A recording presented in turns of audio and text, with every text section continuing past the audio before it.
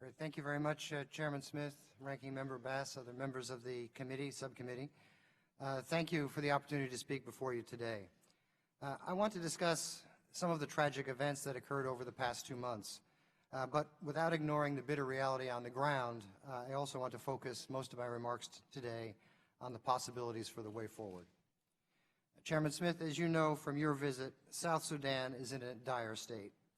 The most recent outbreak of violence in early July created a perilous security situation in many parts of the country. The humanitarian situation, as many of you have noted, is one of the most extreme in the world, with 4.8 million people, over 40% of the population facing life-threatening hunger, 2.5 million displaced, and the economy in freefall. Serious crime is now a part of daily life for South Sudanese, and aid workers and their supplies are targets as well. The violence in early July came about because neither President Salva Kiir nor First Vice President Riek Machar was willing to work with the other to implement the peace agreement or to set up the security arrangements that were designed to prevent a return to fighting in Juba. We saw the moment of greatest optimism since the signing of the August 2015 peace agreement, the establishment in late April of the transitional government. We saw it shattered by the irresponsibility and ruthlessness of South Sudan's leaders. Both leaders lost control of their forces during a moment of tremendous political fragility, and government soldiers engaged in sexual violence against civilians, including the attacks on both South Sudanese and foreigners at Terrain Camp. Now, I would be remiss not to pause here and praise the work of Ambassador Molly Fee and her team at Embassy Juba. They have faced enormous hardships and real danger in doing their jobs, and their work has been, frankly, extraordinary. They have, against long odds, preserved the engagement needed to help the people of South Sudan. They have done so despite 2 events that I know are on your minds. First, on the night of July 7th, just a few hours after a deadly encounter between government and opposition security forces in the same area, 2 vehicles carrying several of our diplomats were fired upon by government soldiers. Fortunately, because they were both armored vehicles, the occupants were not injured. Ambassador Fee confronted President Kiir the following day and received an apology as well as assurances that there would be a thorough investigation. That day, however, was also the same day that major fighting broke out between the government and opposition. The second event was much more tragic: the attack by scores of uniformed government security forces against the Terrain Camp, where 12 Americans and over 30 and other third country and South Sudanese nationals were located. The attack involved hours of looting, beatings, rapes, and the murder of a prominent South Sudanese journalist, John Gatluak. I would like to express at this point my personal condolences to John's family and to all of the survivors of the attack. That attack occurred toward the end of 2 days of heavy fighting in Juba, which saw government forces drive out Machar's security contingent. Even as shooting raged near the U.S. Embassy compounds, as soon as the embassy was alerted to the attack, Ambassador Fee contacted South Sudanese security officials, whom she believed still had command of their forces, and she convinced them to intervene to rescue those under assault at the camp. I want to stress that Ambassador Fee did everything within her power and resources in those circumstances to assist those who were under assault at the Terrain Camp. In the aftermath of the attack, our priority was the care and evacuation of the victims, and then to protect their privacy and to demand justice for them. My written testimony contains a thorough account of what we know about the awful events at Terrain Camp that day, as well as what we are doing to ensure safety of our personnel.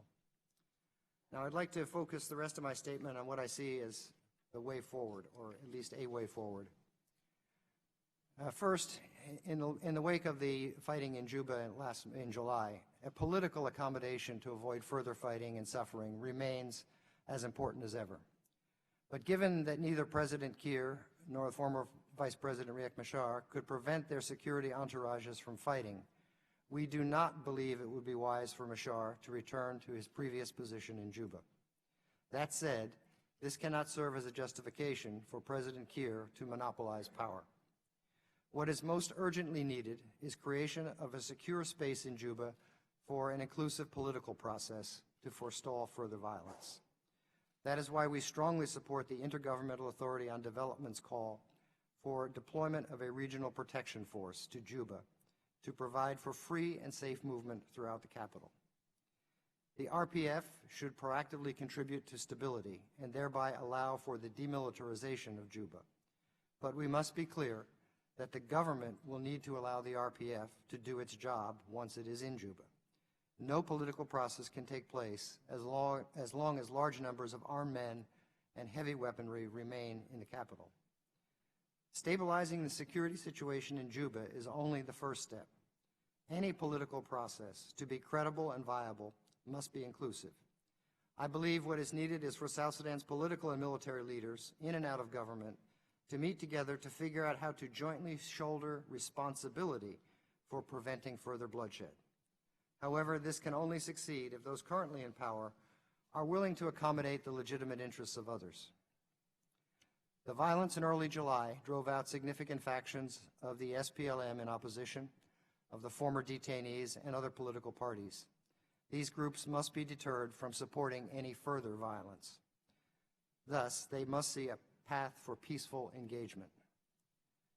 South Sudan's leaders must also look ahead to the creation of a professional, inclusive national army and other security institutions. They need to be able to articulate an agreed end state of security sector reform, as any international support for cantonment or DDR activities will depend, among other things, on the credibility of the envisioned security sector end state. The transitional government should then prioritize legislation, establishing an open, consultative process for drafting and ratifying a new constitution, under which elections will be held at the end of a transitional period. In addition, the transitional government should prioritize legislation regarding the African Union-led hybrid court for South Sudan. A recent opinion survey showed that 93% of South Sudanese believe there can be no enduring peace without accountability. We agree. What I have described is a sequence of interdependent events. I'm describing them as a way forward, not because it will be easy to implement them, but because it is difficult to see any other path that does not lead to a future of oppressive one-party rule, renewed conflict, or most likely both. I am not naive about the chances of these things happening. Our ability to influence events in South Sudan and steer its leaders toward more constructive behavior is limited. The Security Council's permanent representatives just returned from a trip to South Sudan. We were pleased that the Council was able to come to agreement with the transitional government on several key issues, including the government's consent to deployment of the Regional Protection Force and to work with the UN mission that's already there. However, we now need to see those words turned into action. If the Secretary General's report finds that the government is obstructing deployment of the Regional Protection Force or continuing to prevent UNMISS from fulfilling its mandate, we are prepared to support an arms embargo in the Security Council. Beyond an arms embargo, we stand prepared to impose visa restrictions on individuals involved in public corruption, as official corruption has a long history in South Sudan and has played a direct role in furtherance of conflict in the country. Mr. Chairman, I would have liked to come before this subcommittee today with better news. Unfortunately, we now face a difficult and uncertain path for South Sudan. It is a frustrating and disheartening situation, particularly, of course, for South Sudanese. It's their future that grows bleaker by the day. With them in our minds, I believe we must continue to press South Sudan's leaders to give peace a chance. Thank you for inviting me to speak today, and I look forward to answering your questions.